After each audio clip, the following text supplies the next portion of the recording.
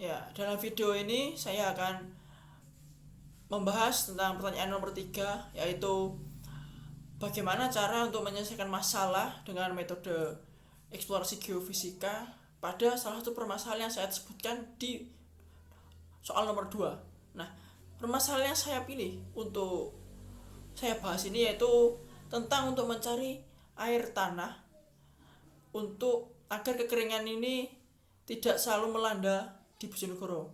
Jadi air tanah ini dapat dicari atau ditemukan dalam permukaan tanah itu dengan beberapa parameter. Ya, seperti halnya air tanah ini memiliki parameter resistivitas, potensial alami, bisa dibilang dia memiliki potensial diri juga airnya ini, dan juga tentang menggunakan kecepatan gelombang geser.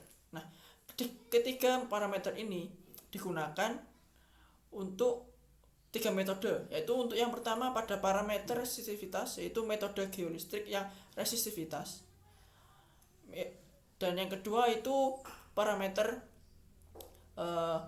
potensial diri menggunakan metode self potensial, dan yang ketiga yaitu parameter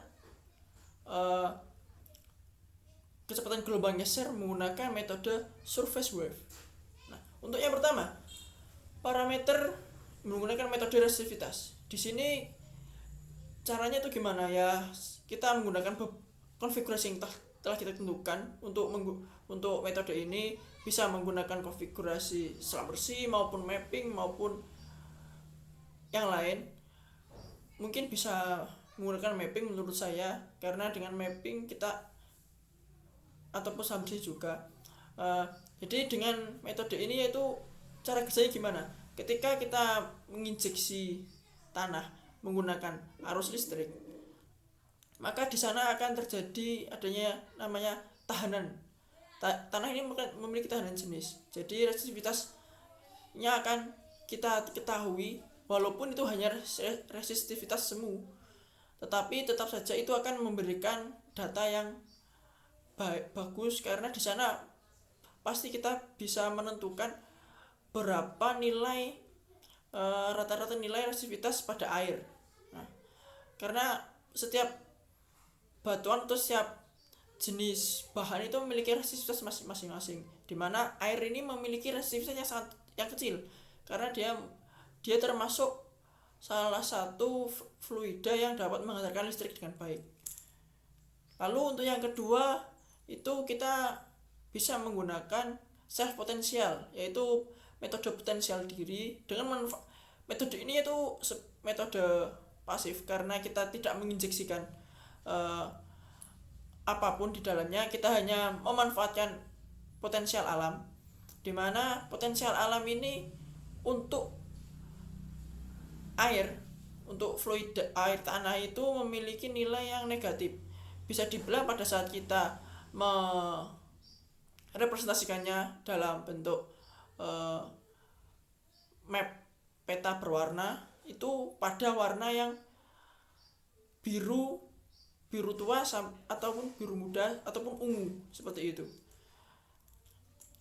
Dan cara kerjanya itu kita tinggal menaruh alat geosfor atau itunya untuk geosfornya di dalam tanah, dan kita tinggal menghitung berapa nilai potensialnya menggunakan avometer.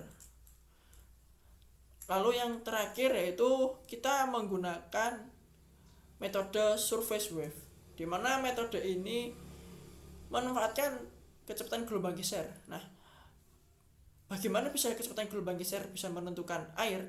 Yaitu ketika pada saat kita menggunakan metode ini, lalu kita olah datanya, kita representasikan, dan ternyata di sana ada kurva yang menunjukkan suatu anomali.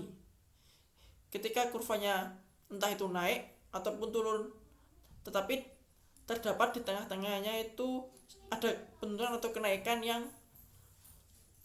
tidak normal, atau secara gampangnya itu grafiknya itu tidak lurus, ada sedikit anomali di grafiknya itu. Nah, di situ bisa ditemukan bahwasanya di situ pun ada yang namanya air tanah.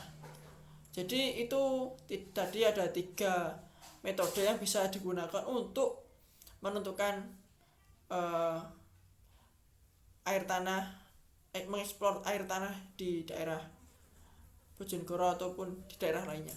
Terima kasih.